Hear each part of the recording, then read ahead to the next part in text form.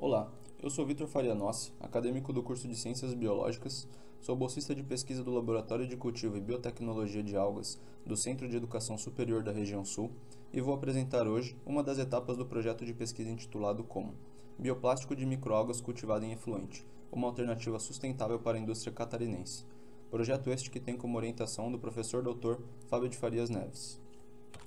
Bom, podemos começar introduzindo o nosso assunto, citando que dentre os diversos problemas atuais vivenciados, dois deles possivelmente poderiam ser solucionados com o cultivo de microalgas. O primeiro seria a poluição por plásticos e microplásticos. A solução para isso seria o uso de bioplásticos, feitos a partir das microalgas. E o segundo seria o aporte de esgoto doméstico, que sem o devido tratamento acarreta diversos problemas ambientais, como por exemplo a eutrofização de lagos e rios. A solução para isso seria a utilização das microalgas como um tratamento final de efluentes, onde as mesmas elas realizam a assimilação dos compostos tóxicos, como a amônia e o nitrito.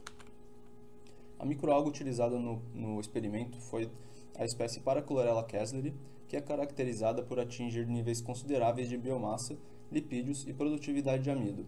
Além disso, possuem elevadas taxas de crescimento e são tolerantes a altas temperaturas. O escalonamento produtivo. Bom, o escalonamento produtivo das microalgas ele se torna um fator-chave para a produção em larga escala. Nos cultivos de microalgas, incorpora-se pequenas quantidades de inóculo no meio que se quer cultivar, e progressivamente vamos aumentando o volume do meio para escalonar a produção. Assim, é necessário um volume compatível com a quantidade de inóculo. Dito isso, o objetivo do trabalho foi avaliar a eficiência do escalonamento do processo de cultivo da microalga Parachlorella kessleri, integrado ao tratamento de efluente doméstico para fotobioreatores de coluna de bolha com volume produtivo de 110 litros. Materiais e métodos. Bom, o experimento ele foi realizado no Laboratório de Cultivo e Biotecnologia de Algas da UDESC, no Ceres, e foi feito em duas etapas. A primeira foi utilizando 4 repetições usando bombonas plásticas de 8 litros, contendo 7 litros de meio, e teve uma duração de 9 dias de cultivo. A segunda foi utilizando um fotobioreator de coluna de bolhas, com capacidade de 110 litros, contendo aproximadamente 50 litros de meio, e teve uma duração de 15 dias de cultivo. O efluente tratado ele foi proveniente da estação de tratamento de esgoto municipal da cidade de São Lugero, em Santa Catarina.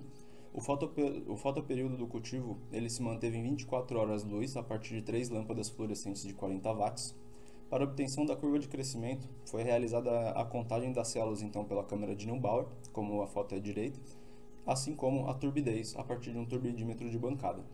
Para cálculo de massa seca, foram realizados testes gravimétricos em filtros de fibra de vidro, e para a separação da biomassa, foi realizada a floculação, seguido por centrifugação da biomassa, como no vídeo abaixo.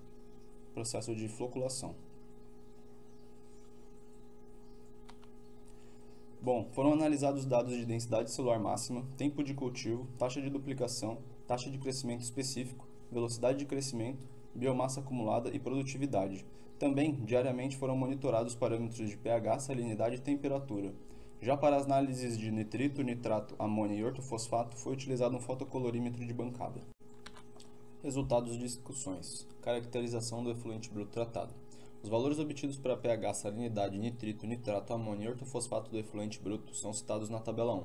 Ressalta-se que o efluente possui uma coloração amarronzada, o que pode interferir na taxa de luminosidade disponível para as microalgas. Além disso, possuem valores elevados de amônia e ortofosfato. Parâmetros médios de crescimento durante o experimento. A densidade celular apresentou maior valor no cultivo utilizando as bombonas, cerca de 1.800, enquanto que no cultivo utilizando o fotobioreator foi de 1.437. No tempo de cultivo e na velocidade de crescimento não foram encontradas diferenças significativas entre os cultivos. O cultivo utilizando bombonas apresentou uma taxa de crescimento específico maior do que no cultivo no fotobioreator, cerca de 0,13 e 0,05 respectivamente. Os valores obtidos quanto ao tempo de duplicação nos indica que no fotobioreator foi praticamente o dobro do que nas bombonas, com valores de 8,15 para o cultivo no fotobioreator e 4,86 no cultivo nas bombonas. Prevê-se que esse fato tenha ocorrido pelo maior tempo de cultivo do experimento no fotobioreator.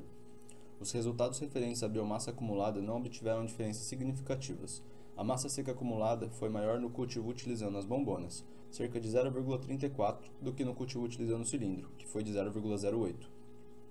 A produtividade de massa seca nos confirma que ambos os tratamentos foram eficientes, porém, o cultivo utilizando as bombonas demonstrou melhores resultados.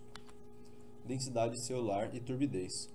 Bom, segundo o gráfico comparativo de densidade celular, podemos observar que ambos os volumes cultivados apresentaram os maiores valores entre o 8º e o 10º dia de cultivo. Já na turbidez, se manteve praticamente constante nas bombonas, e no cultivo no fotobioreator apresentou uma pequena queda no primeiro e no último dia de cultivo. Salinidade e pH. Em relação ao pH, percebe-se um leve aumento em ambos os cultivos, atingindo uma média de aproximadamente 8,5. Já na salinidade, no cultivo utilizando as bombonas, apresentou uma média de 2,89, enquanto no cultivo no fotobioreator foi de 0,22. Massa seca. Bom, os resultados de massa seca nos indicam que o cultivo utilizando as bombonas obteve-se um melhor resultado, cerca de 0,55 gramas por litro no final do experimento, do que no fotobioreator, que foi de 0,1 gramas por litro. Taxa de remoção dos nutrientes e relação nitrogênio e fósforo. Bom, conforme os valores obtidos na tabela 4, percebe-se uma taxa de remoção considerável de todos os nutrientes, uma vez que a microalga assimila do meio para o seu crescimento. Somente o valor do nitrato no cultivo utilizando o fotobioreator que aumentou de forma agressiva. Supõe-se que ocorreu um processo de nitrificação. Relação nitrogênio e fósforo. Bom, conforme os valores obtidos, então, podemos perceber uma taxa de remoção total de aproximadamente 98% para ambos os nutrientes no cultivo utilizando as bombonas, e de aproximadamente 65% para nitrogênio total e aproximadamente 45% para fósforo total no cultivo utilizando o fotobioreator de coluna de bolhas. Conclusão. Bom, conclui-se então que ambos os volumes utilizados apresentaram bons resultados relacionados à produtividade e polimento do efluente de São Lugero. Os valores foram levemente superiores utilizando as bombonas plásticas de 8 litros para cultivo. O escalonamento do cultivo utilizando o fotobioreator de coluna de bolhas com capacidade de 110 litros foi eficiente e viável para a produção de Parachlorella casleyi. Gostaria de agradecer a toda a equipe do LCBA, a FAPESC e ao CNPq que foram responsáveis para o desenvolvimento dessa pesquisa. Obrigado a todos os telespectadores.